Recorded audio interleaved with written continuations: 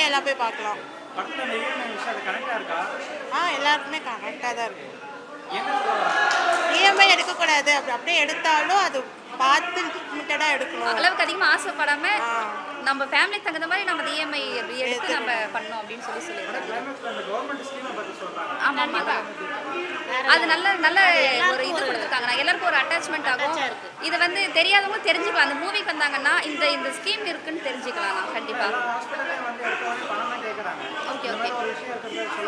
ஆமாம் ஆமாம். அதே தான் இந்த படம் வந்து பார்த்தாங்கன்னா கண்டிப்பாக எல்லாருக்கும் இது ஒரு விழிப்புணர்வாக எல்லாருக்கும் போய் சேரணும். இது கண்டிப்பாக.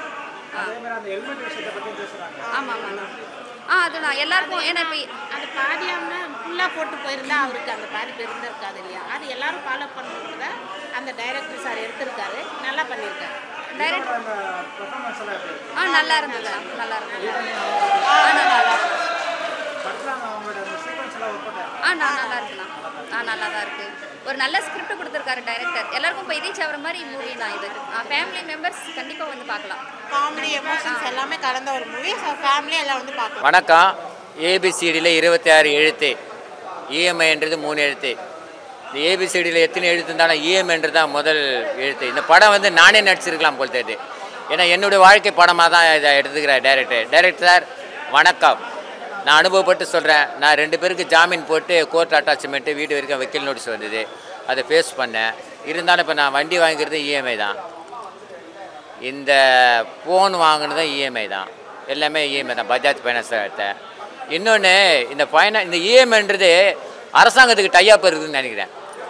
ஏன்னா இந்த அளவுக்கு வந்து டார்ச்சர் பண்ணி வீட்டுக்கு வந்து அடியாள்ஸு குண்டர்ஸ்லாம் வராங்கன்னா இருந்தது. அது இப்போ ரீசெண்டாக தொடருதான்னு தெரியல. அதுதான் இந்த கதை. ஏன்னா அரசாங்கம் மத்திய அரசும் ஸ்டேட் கவர்மெண்ட் சேர்ந்தால் பேங்க் லிங்க் இருக்குது. சிபில் ஸ்கோர்னு வாங்க.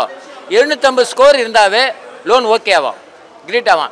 650 ஸ்கோர் இருந்தால் சிபில் காட்டும், லோன் சேங்ஷன் ஆகுது. அப்போது ஃபஸ்ட்டு வந்து சிபில் 750 காட்டினா சூரிட்டி காப்பாங்க 2 பேர். இப்போ ஸ்ரீராமனை நான் சொல்கிறேன் பாரு ஒரு கதை.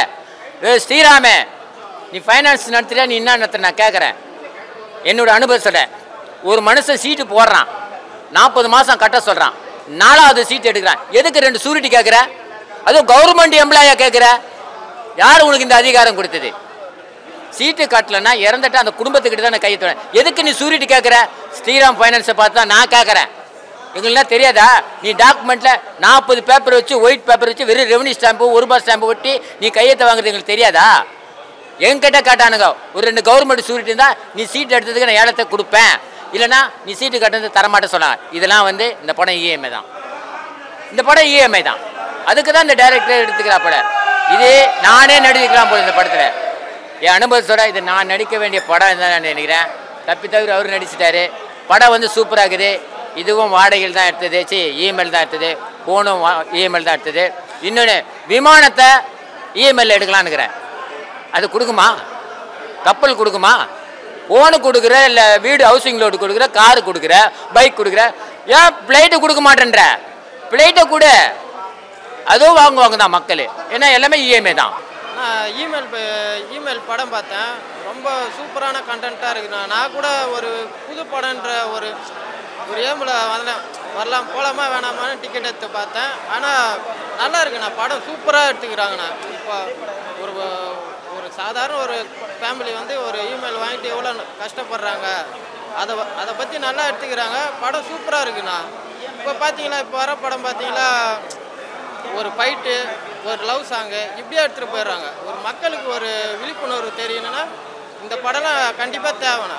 நான் இந்த மாதிரி ஒரு கதை எனக்கு முன்னாடியே சொன்னால் நான் 1000 ரூபாய் கூட கொடுத்து பார்ப்பேன். நல்லா இருக்குது படம், சூப்பராக இருக்குது. படத்தில் ஃப்ரெண்ட்ஸு 3 பேர் இருக்கிறாங்க. அவங்க மேலே வந்து இப்போது கடத்தை வாங்க வச்சிடுறாங்க, இமெயில் வாங்க வச்சிடுறாங்க. அவங்க பார்த்தீங்களா 2 பேரும் அந்த இவருக்காக போயிட்டு அவங்க கீழே இறங்கிடுவாங்க. ஃபேமிலி கீழே இறங்கிடும். அவங்க ஹோட்டலில் கஷ்டப்படுவாங்க, ரொம்ப கஷ்டப்படுறாங்க. இதெல்லாம் பார்க்கக்குள்ள கொஞ்சம் நல்லா இருக்குண்ணா படம். மக்கள் பார்த்தா இந்த மாதிரி இருக்கக்கூடாது அப்படின்ட்டு யோசிச்சு நல்லா இருப்பாங்க. வேற சார் அவர் பண்ணியிருக்கிறாரு. ஒரு புதுசாக ஒரு பிரேமில் பார்க்குறோம். ஆனால் அந்த அளவுக்கு இல்லை, நல்லா பண்ணிக்கிறாரு.